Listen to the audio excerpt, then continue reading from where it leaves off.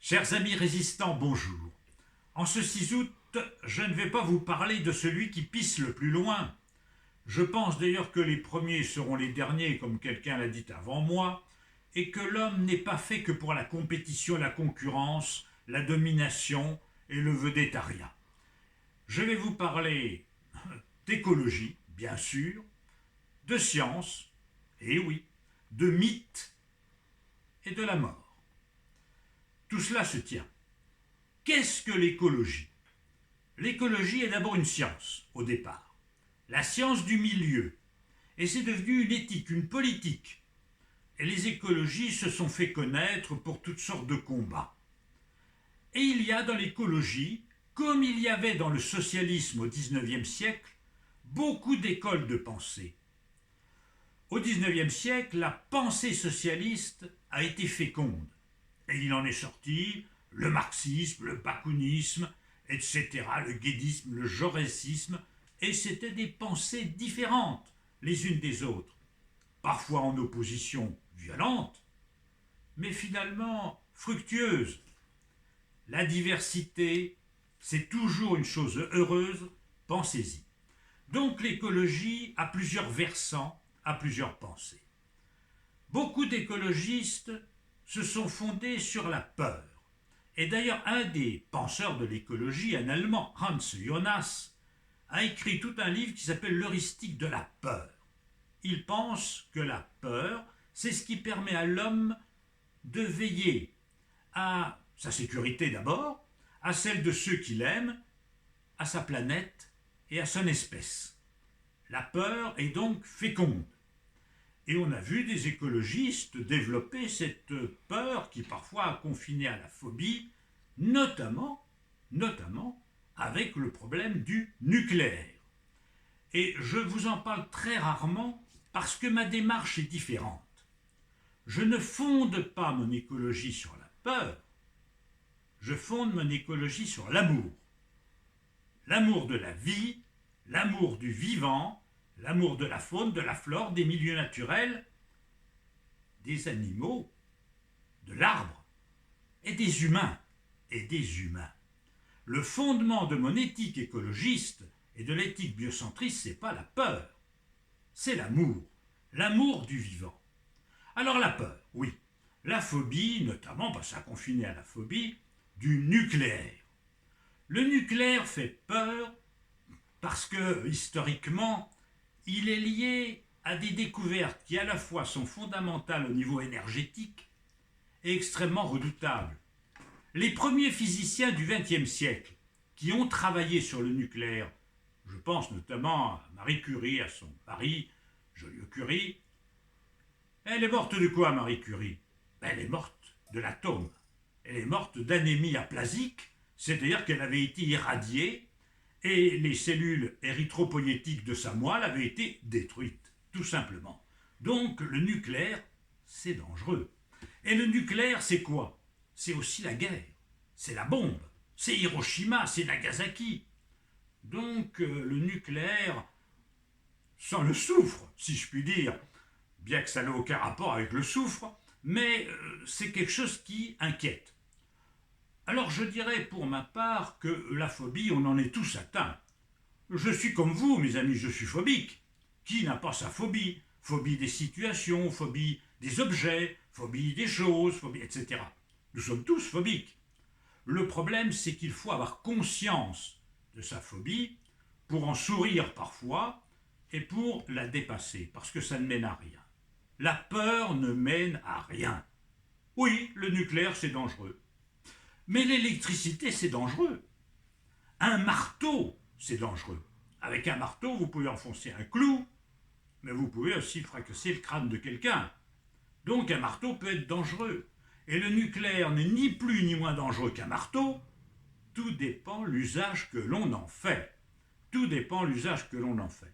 Donc la fission atomique que l'homme maîtrise actuellement et qui a fonctionné dans nos bombes atomiques et dans nos centrales nucléaires, la fission atomique dégage, c'est vrai, des neutrons, c'est-à-dire des choses qui sont cytotoxiques, qui détruisent nos cellules, mais en même temps, ça produit de l'énergie. Donc, il faut savoir maîtriser la fission nucléaire comme on sait maîtriser le feu, qui peut être dangereux, l'électricité, qui peut être dangereux, la dynamite, qui peut être dangereux, etc., etc. Toute source d'énergie comporte sa part de danger. Donc, vous l'avez compris, je ne fonde pas mon écologie sur la peur, même celle du nucléaire, je fonde mon écologie sur l'amour. L'amour du vivant. Ce qui me conduit parfois à dire, en déviance par rapport à mes amis écologistes, qui restent mes amis néanmoins, que je préfère une centrale quelque part que des millions d'hectares détruits pour y construire des champs photovoltaïques ou des éoliennes hachoirs à oiseaux et à chiroptères qui ne nous ont rien demandé et qui sont victimes de nos technologies. Je pense que le choix de la protection de la nature, c'est ça qui fonde mon écologie, l'écologie biocentriste, qui est une écologie rationnelle, scientifique, qui n'est pas fondée sur la peur, mais sur le choix de la vie. La peur, c'est ce qui habite les hommes depuis toujours. Et j'en arrive à ce que je vous disais tout à l'heure, c'est aux mythes, les religions, si vous voulez. Toutes les religions, polythéistes, monothéistes, partent de la peur. Peur de la finitude, peur de la mort, finalement. Que promettent les dieux aux hommes depuis toujours? Vous savez, un des plus anciens textes de l'humanité qu'on a retrouvé, c'est la légende de Gilgamesh. Alors certains d'entre vous connaissent peut-être l'histoire de ce roi. Ça se passait en Perse à peu près, l'équivalent de la Perse ou de l'Irak aujourd'hui. Gilgamesh était roi dans cette région. Vous savez depuis en quelle époque? C'était il y a à peu près 4000 ans. Et oui, 4000 ans par rapport à aujourd'hui, c'est-à-dire 2500, 3000 ans avant notre ère. Donc à peu près 4000 ans. Et c'est un des plus anciens textes qu'on ait retrouvé, que les hommes ont écrit. C'est un petit texte, je crois que ça représente à peu près 70 ou 80 pages, la légende de Gilgamesh. Et l'histoire de Gilgamesh, ce roi, qu'est-ce qu'il voulait? Ce roi très puissant, ce roi magnifique, ce roi adoré par son peuple, il avait eu un ami, un compagnon, qui était d'ailleurs sans doute son amant aussi, bon, ça c'est pour la petite histoire, qui est mort. Et Dieu avait tué son amant, et lui a eu peur de la mort, et il a essayé de rencontrer un sage qui existait dans un pays lointain, qui détenait le secret de quoi? De l'immortalité. Et oui, de l'immortalité. Et on retrouve ce thème dans Gilgamesh. Et pour la petite histoire, je vous le dis rapidement, parce que je ne veux pas vous raconter tout le roman de Gilgamesh, mais il rencontre ce vieux sage qui ne veut pas lui donner son secret, mais la femme de ce vieux sage lui confie une herbe qui, si elle ne lui donne pas l'éternité, lui donne une très très grande longévité. Alors Gilgamesh est très content, il veut revenir dans son royaume, mais dans son voyage de retour, un serpent lui vole cette herbe magique, et le livre se termine quand il arrive sur les remparts de sa ville, il contemple sa ville, il est désolé, parce qu'il sait qu'un jour, il va mourir. Et cette idée se termine comme ça, le roman se termine comme ça, et cette idée de l'immortalité, on la retrouve dans l'Odyssée d'Ulysse, auquel on propose, les dieux proposent, à un moment, une déesse lui propose d'être immortel et de conserver la jeunesse éternelle. Ce thème, on le retrouve donc dans les mythes les plus anciens de l'humanité, et on les retrouve évidemment dans les religions, parce que les religions, c'est formidable. La religion vous enseigne que vous ne mourrez pas. Non seulement vous ne mourrez jamais, mais ce n'est jamais qu'un passage. Et dans le christianisme, non seulement vous êtes au passage, vous allez dans le ciel, les anciens voyaient plutôt les morts sous la terre. L'empire des morts, c'était sous la terre. Pour les religions monothéistes, l'empire des morts, c'est là-haut, c'est dans le ciel. Voilà, c'est dans le ciel, les morts sont là-haut. Mais un jour, ils vont revenir. Et ils vont revenir avec le corps glorieux, c'est-à-dire pas un corps infirme, pas un corps malade, pas un corps diminué, non, leur corps glorieux, c'est merveilleux. Le jour de la parousie, le jour de la fin des temps, tout le monde va ressusciter avec son corps glorieux. Donc la mort, ça n'existe pas. Et pourquoi? Parce que les hommes, depuis qu'ils existent sur la Terre, bien avant le christianisme, bien avant l'islam, bien avant le judaïsme, les hommes se sont toujours angoissés à l'idée de la finitude. À l'idée de la finitude.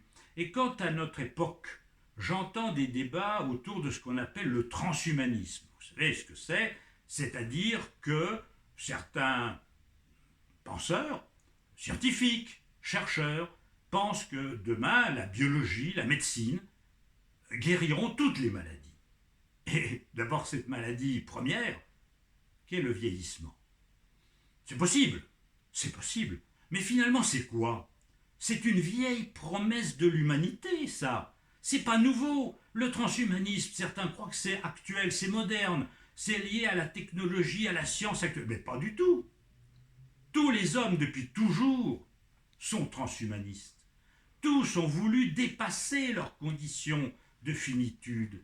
Tous ont voulu échapper à cette idée qu'un jour ils n'allaient plus être. C'est impensable de ne plus être. C'est tellement impensable qu'on s'est raconté des histoires. Des histoires à dormir debout peut-être, mais surtout à tenir debout. Parce que ça, comme on dit, il faut y croire, hein, bien sûr, que les morts ressuscitent, que les corps vont revenir en état glorieux. C'est très consolant, mais comme on dit, il faut y croire. Alors, comme on y croit comme de moins en moins, il faut dire ce qui est, eh bien on essaie de trouver une consolation autrement. Et la biologie moderne commence à nous ouvrir des portes. Il y a un chercheur américain qui s'appelle Flick, c'était son nom, hein, un biologiste, qui avait mis un jour des cellules conjonctives en culture dans une éprouvette. Et qu'est-ce qu'il a remarqué? Que ces cellules d'humains, d'ailleurs qui étaient de cellules d'enfants, se multipliaient très bien, ça allait bien, elles vivaient parce qu'elles étaient alimentées, elles étaient sur un substrat nutritif, et ça se passait très bien. Et puis, elles cessaient à un moment de bien se multiplier. Alors, il a beaucoup étudié ça, et on a appelé ça la limite de Flick. C'est-à-dire qu'il y a un certain moment où vos cellules, nos cellules, cessent de se multiplier convenablement. Ça s'appelle le vieillissement. Et avec le vieillissement, parfois la photocopieuse fonctionne mal. C'est-à-dire qu'une cellule qui se reproduit, au lieu de faire une bonne cellule, elle en fait une mauvaise, qui est détruite. Parfois, elle en fait une qui devient même cancéreuse. Et comme le disait un philosophe qui avait beaucoup écrit sur la mort, je crois que c'est Derrida, le jour où le médecin vous annonce que vous avez un cancer, toute la philosophie du monde ne sert plus à rien. Vous savez que vous allez mourir, et c'est quelque chose que l'homme accepte mal, qu'il n'accepte pas. D'où la création des mythes, d'où la création de toutes ces histoires dont je vous racontais, ces histoires que depuis l'humanité la plus ancienne, on essaie d'échapper à cette idée de la mort. Donc le transhumanisme, c'est pas une idée neuve, c'est une vieille idée recyclée à la mode scientifique. C'est-à-dire qu'on va nous dire peut-être, oui, c'est vrai, la médecine a éradiqué la variole, a éradiqué pratiquement la poliomyélite, qui faisait des ravages dans les années 50, grâce aux vaccinations, puis grâce à la découverte en 1928 de la pénicilline, on a fait des progrès considérables pour vaincre beaucoup de maladies. Demain, peut-être, que la biologie et la médecine guériront toutes les leucorioses, c'est-à-dire les dégénérescences neurologiques, vous savez, Alzheimer, maladie de Pick, démence à corps de Lewy, tout ça, Parkinson, toutes ces pathologies du système nerveux central, et on guérira tous les cancers. C'est possible, c'est possible. Et ce jour-là, eh bien, une partie de Gilgamesh pourra revenir en disant, au fond, le serpent m'a volé l'herbe de longévité, mais le génie des hommes nous l'a rendu. Alors évidemment, Gilgamesh ne sera plus là pour en profiter, beaucoup d'entre nous non plus, mais peut-être qu'un jour, l'homme accédera à cela. Vous voyez, c'est ma réflexion d'aujourd'hui. N'ayez pas peur du transhumanisme. Évidemment, quand des gamins, des puérils, absolument irresponsables comme Elon Musk, milliardaire des milliardaires, considèrent la science comme un gamin joue avec des trains électriques, lui il joue avec les fusées, et il envoie des satellites avec ses voitures dedans, faire le tour de la Terre, tout ça c'est puéril, c'est pas de la science, c'est à la hauteur de l'éthique de ces gens-là, c'est rien du tout.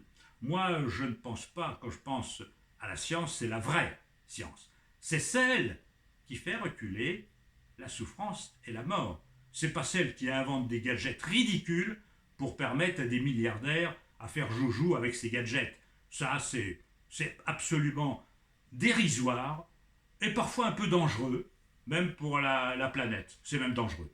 Voilà. Mais moi, je crois que la vraie science, celle qui fait reculer la souffrance et la mort, peut apporter aux hommes une réponse à quoi?